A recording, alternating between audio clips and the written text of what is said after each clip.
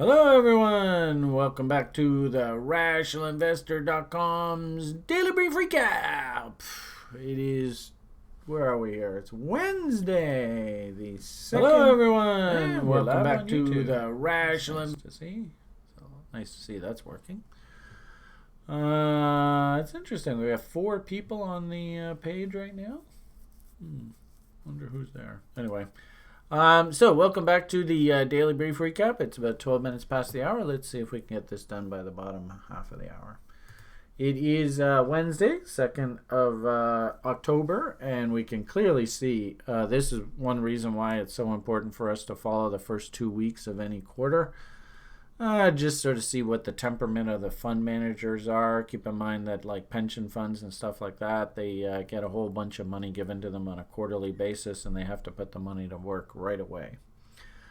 We had left off sort of our recent conversations with utilities and real estate are the strongest parts of the market right now, stock market wise. We can see the bonds are going absolutely nutso, so really it shouldn't surprise us as well. We've got the breadth indicator here rolled over there about a week or two ago. And then you've heard crazy Beamish guy talking about his cycles and how we're looking for a market top there middle to the end of September. So I guess it really shouldn't surprise us looking back in hindsight now to see the market melting down. Believe it or not, I don't think this cycle of down ends until we get to probably the latter part of the month. And then also remember we got like big Brexit events happening at end of the month, a lot of uncertainty around that, and of course lots of trade war, tariffs. We also got more news that the Americans can strap on even more tariffs now on the Europeans based on the Airbus subsidies. We talked a little bit about that in the broadcast yesterday. So all in all, pretty tough environment for stocks out of the gate here today. No doubt about it. Looking at the broader market, we had just absolute train wreck economic report come out of the States yesterday. Purchasing Managers Index much weaker than expected, and showing signs of contraction in the manufacturing industry. As Jamie pointed out, we should be watching the services ISM closely here, considering that our economy is now sort of more retirement oriented, baby boomers all in retirement. So what are the services and what's our economy look like building out services to service those retirees? Anyway, you shake it. We were posting in the lounge this morning, and some site members noticed that CME futures now looking for like a 70-80% chance of a rate cut into the end of October. And I did, I think I even tweeted out, or at least I know I commented in the lounge this morning that Fed officials now are kind of like, oh yeah, humming and hawing, what do we do? So we'll watch for signs of fractals coming in off of U.S. dollar index as sort of our default proxy, fear on, risk off kind of idea. And then remember too, I like to keep an eye on the weeklies. We just pushed to a new weekly high here. So it's going to take a lot of technical damage for this thing to unwind. But as I sort of conjectured yesterday, I wonder if that was sort of a buy the rumor, and now that announcement has come out about the really weak manufacturing sector, do the Americans now start saying, okay, we got to take interest rates a lot lower and start putting tops in the U.S. dollar? We'll see how that goes. We're still very early on that. Interesting, we're always talking on the site about risk on versus risk off. Right here you can clearly say, what kind of day is it today? Well, clearly it is a risk off kind of day. Remember we had talked yesterday, we didn't really see actual breakdown in the bond market just yet, and obviously on that weak purchasing managers report, the bonds are loving that. Interesting to see the gold and the yen rallying back up smartly. You remember recently I was talking about wanting to hunt short setups on those markets, and I've drawn reload zones. We've highlighted gaps on the charts that need filling. Maybe we should put this back to a daily chart. So what does this sort of counter trend rally in risk off look like? With the breakout on the purchasing managers week report yesterday, the bonds actually painted this AB equals CD, suggesting that not only could we fill in this gap, but we might actually go right back up and fill in this gap right up top here. You see where the ABCD target is. And I've sort of talked to you guys about this recently, and of course I talk about it on the site at length. I don't really like to consider taking a trade unless I have 3 unrelated reasons. These are location tools. Where can I consider taking a trade? And then once we get to things like, in case of short, at or beyond reload zones, then I can start going down and looking for indicator confirmation, signs of divergence, that kind of stuff. And then I'll be looking for polite M's and those kind of things in price action. So as you can see here, only now did the bonds actually work their way up to Mountain Man. It looks to me like we're going a bit higher there on the bonds. The yen is nowhere near its shorting window, so really nothing to do there. And the gold, I've adjusted the fibs now off of this most recent low, so that paints reload zones up against this high. Maybe, if the bonds press higher here, stock market really falls out of bed, maybe we can get some sort of counter trend rally on the gold right back up into this potential shorting window. So I'm still watching those very closely. And of course, we talked lots recently about head and shoulders as is on things like gold and silver and stuff like that. So I'm not ready to short this market just yet, but at the same time too, should these levels come in and divergences, structure, I will definitely be shopping. So, the simple message today: are we risk on? Are we risk off? Clearly, risk on is off, and clearly risk off is on. Frankly speaking, I'm a little surprised, to be honest with you, at the severity of the sell-off in the stock market. We have, on the actual stock chart itself, we have come down into reload zones. We are flirting with this trend line here. We also have this softer trend line off of the bottom here. It might be hard to see that on... there we go. Maybe we can see that a little bit better. So we're down into sort of this window now between these two trend lines. My hunch is we'll see some sort of counter trend rally through this window. But, as long as the Fed officials and stuff are humming and hawing, and as long as politicians keep doing their thing, my hunch is lots of back and forth here. We've probably gone a little too far to the downside. Now we need to see some pullback. The interesting thing about this, though, is that my cycle of down doesn't end until the end of the month. So there's going to be lots of back and forth, but ultimately I'm looking for the ultimate bottom to come in somewhere down in this area over here. And you notice on this SPY hourly chart, there's a big old hole on the gaps down there, or a hole on the chart down there at about 275. And then if we actually zoom out a little bit bigger picture, we actually see that that's not what I wanted to show you. Where was it? I think it was off of here. And I'm talking way too much here today. Yep, I can. In fact, you know what? Let's leave the stock market at that. Enough talk. Yeah, risk off is clearly on, and risk on is clearly off. Simple as that. Heading on over to crypto now. I talked to you guys recently about how I'm interested in playing crypto from the long side in the stock market. Had some W's that came in. I got out on the fail of the W's.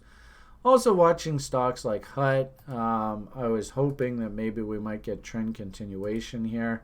But you can see lower highs and lower lows. There's nothing for a guy like me to do here just yet. Just got to cool my jets. There's three names here in Canada that I'm following. Actually, I don't know whether Riot is Canadian. It might just be U.S. But the Riot, and it just broke, of course, to new lows. So there's nothing for me to do here at all right now. HUD 8, like we said, it went to new lows, dead cat bounce on a listing event for TSE. And then Novograd stock just floundering here. It also made new lows. So stock market wise, I'm not seeing a heck of a lot of interest in crypto here. When we look at Bitcoin in particular, and we sort of talked about this at length in recent sort of videos, first and foremost, 50% level, we kind of talked about over the weekend, past couple days. My hunch is we're going to see oscillation around this. That was 85.01, and notice this candle peak is 85.31. So in essence, we are going through that oscillation process. But as I'd sort of cautioned, wasn't really overly excited about playing this. First and foremost, we just made a new low here at 77.01 on Coinbase Cash Market. So that potentially set up divergences, and things were looking optimistic. The only problem I had with this divergence is it's very steep. And I often find that when you get these really steep sort of moves in momentum, once this sort of exhausts itself and peters out, then we come crapping right back down the other side. And so that's sort of what I see happening now. As well, too, I mean, yes, this was a harmonic PRZ. I think you can, and somebody did on the public videos, actually make reference to this AB equals CD. I haven't made reference to it too much, but you can see that, its target was down into this area. We had this AB equals CD. Its target was down into this area. So, it does make sense to me that we're finding some flooring down in these lows kind of idea. But the problem that I have is that if we look at the bigger picture, just off of this range, if I change that from 50% level to reload zones, you see that here is Mountain Man, not here. So this is a tough location.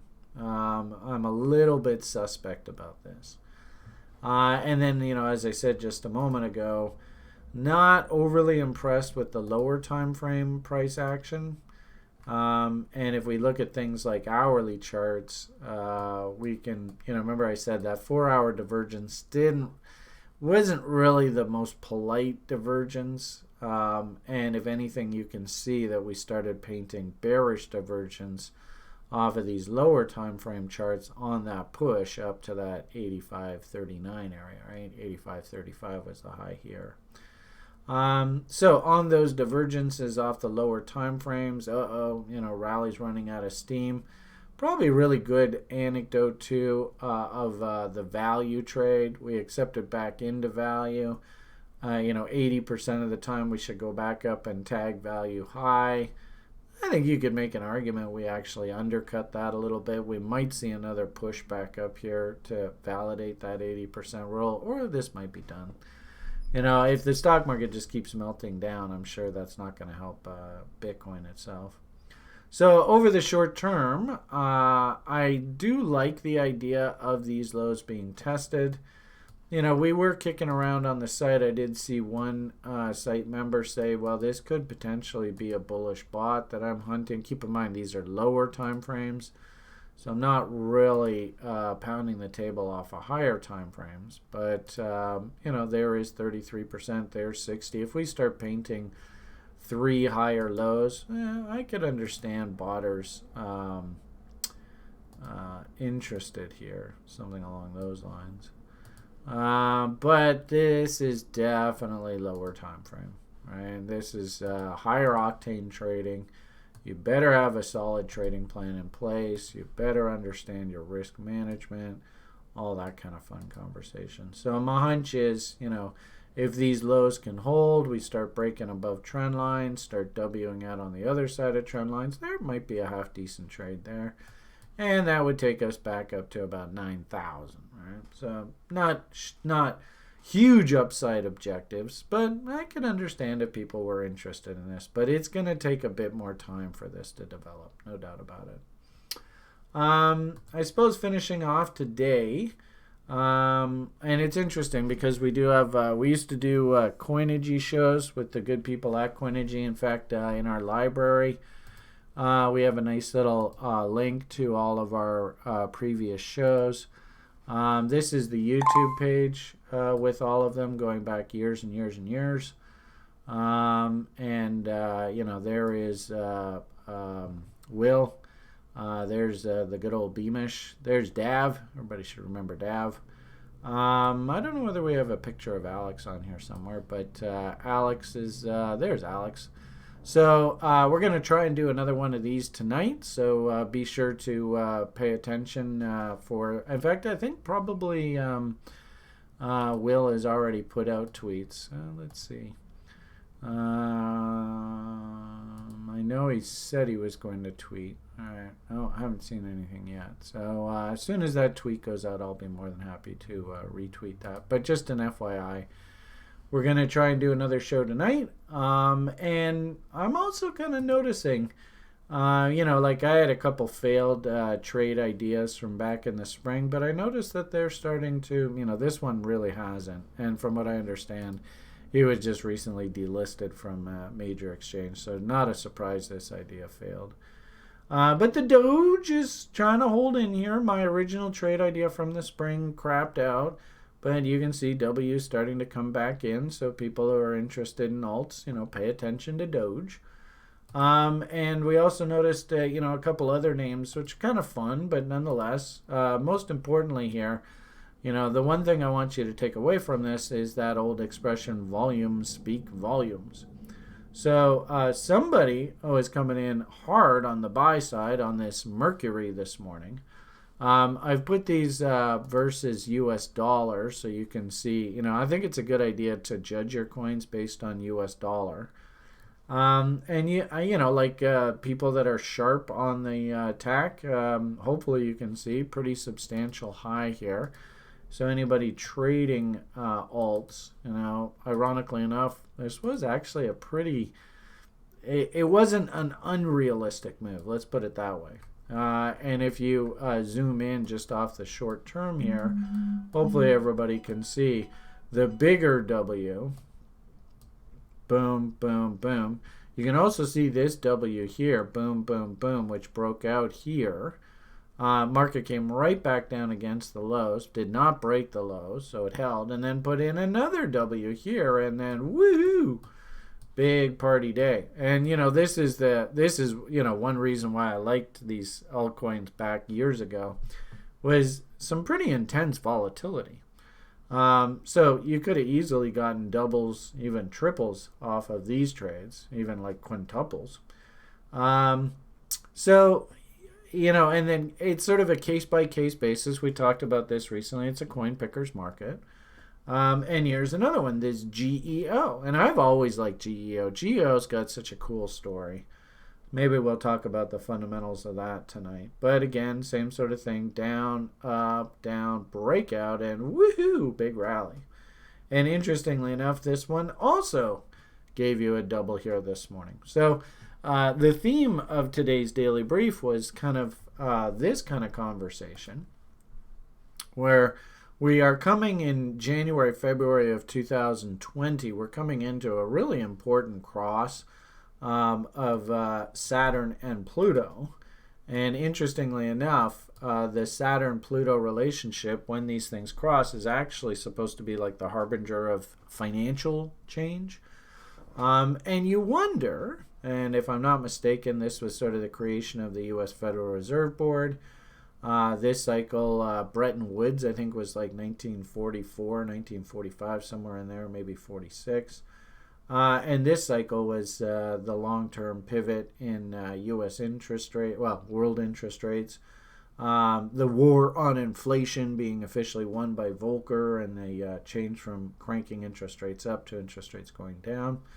So you never know what the hell the market's going to look like, through these pivots. But I do find it fascinating that technically Saturn Pluto is the harbinger of financial asset changes. And lo and behold, crypto has basically gone through like 2 years of cleanup. Usually we say that the a typical bear market is 18 months in duration, or about a year and a half. Well, we're basically well beyond that now. You can see 1 year, a year and a half would have been to here. Could we come back down through the fall here just to sort of test these bottoms? And then these big honking W's all start confirming here as of the beginning of next year. Keep in mind we got a big Bitcoin halving event coming up here next year. I get the distinct impression that, especially seeing this kind of action, that this is the kind of market where if you're really sharp and you're in tune, number one, I think you can actually get off some pretty good W's. The key here, doubles, beg your pardon. The key here, I think, is volume. We got to have some sort of driver. I don't know what the individual stories are here that's driving this action today, but I think we're in the kind of environment where if you're sharp, if you hunt for your reasons, obviously we got great trade location across like 90% of these altcoins. So get out there and have some fun, because it looks to me like probably the next 3 or 4 months is going to be a really interesting window for altcoins in here. Okay, I think I'll leave the presentation at that for today. All the best, and bye for now.